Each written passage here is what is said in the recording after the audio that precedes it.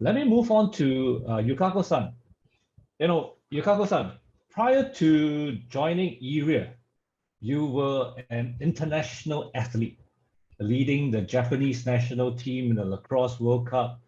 You are an Olympiad. No. And also, you've been involved in many international surfing competitions. I guess through all these, what skills have you learned and how have they been useful for you, in your professional career? If you could just share some thoughts with us. Thank you, TJ, for your question. So in a nutshell, I think I can say the skill that I learned was leadership, but I understand that leadership is very hard to define, and that's why this topic has been debating continuously in ages. As a common sense, leadership is known as a practical skill including qualities, abilities, and competence to lead groups, organizations as a leader. There are so many elements of leadership that makes it hard to define, such as innovative, acceptance, and decency. And also, what people expect for their leader is very different. There are various perspectives about leadership, and I think some people might say boldness is essential for leadership, but others would say deliberation is essential. And for me, I have experienced many roles when I played lacrosse, but I don't mean that I learned leadership just because I was a captain. From many roles I experienced, I can say followership is an element of leadership as well. There might be some people who think followership is the antonym of leadership, but I'd be happy if I can give you the new perspective today. I think the role of a followership is not a simple one. It doesn't just mean following directions or blindly accepting everything a leader said. Good followership is characterized by active participation in the pursuit of organizational goals. In many cases, this means working independently, being accountable for your actions, and taking ownership of necessary tasks. And what do you think? These elements, what I have just said, is exactly what we expect for leaders, isn't it? So when you demonstrate good followership, you're already being a good leader for somebody unintentionally. Your followership is possibly able to motivate your friends or colleagues. That's definitely something we can call leadership. To sum up, I think leadership is the skill to involve others happily. Leaders don't need to pretend to be strong because there's nobody who can do everything by themselves. And one key element that attracts and unites people, that is the origin of leadership and can't be faked, is compassion.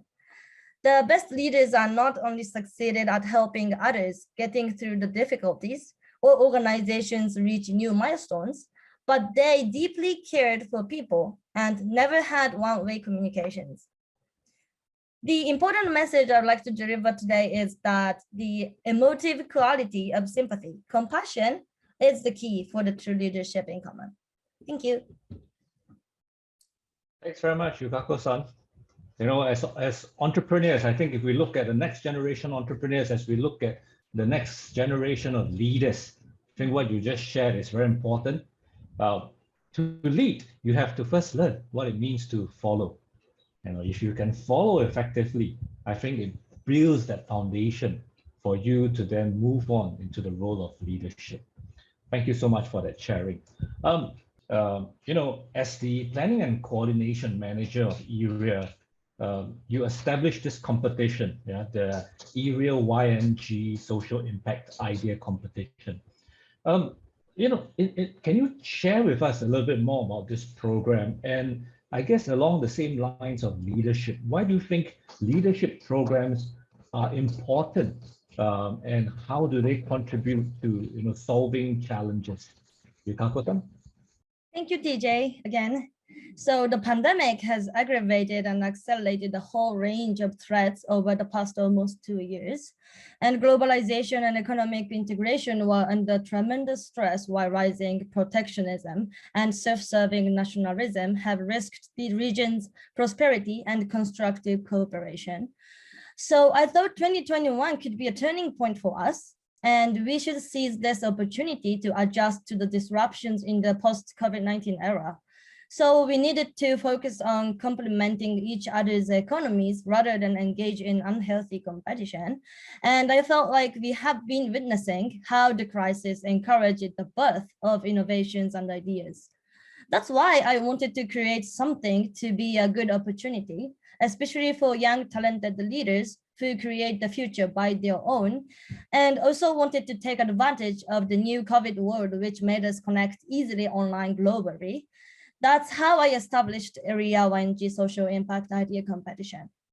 So YNG stands for YPO Next Generation, and YPO stands for Young President Organization, which aims to develop the futuristic leaders of private enterprises by connecting young adults with world-class resources and YPO member companies to accelerate their personal and also professional growth. So I believed this could be a good opportunity to support and stimulate the young talents to create new ideas and innovations to address social or economic challenges that we are facing nowadays, while increasing awareness of narrowing gaps in the region and deepening understanding of diversity by sharing everyone's unique background and experience. I honestly valued the process itself more than the outcomes. We formed the teams with a mix of nationalities so that they can learn from others about what's happening in other countries, and they would realize how the cooperation is important to make ASEAN and East Asia a more attractive market and to build inclusive economies with greater participation from members of the society. I do believe that the participants could broaden their horizons through this event. And also by facilitating this event, I actually really enjoyed seeing chemistry between YNG people's leadership as representatives of futuristic private enterprises and ERIA's intellectual and analytical research functions. And I'm also very grateful that this attempt made myself grow. Thank you.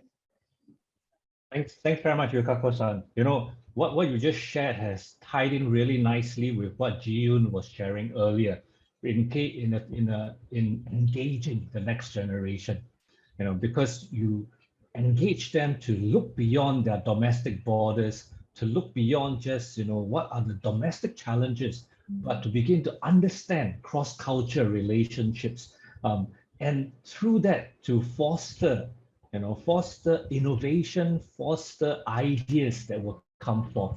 Yeah. So, you know, very exciting to hear what is in store and what are things ahead. And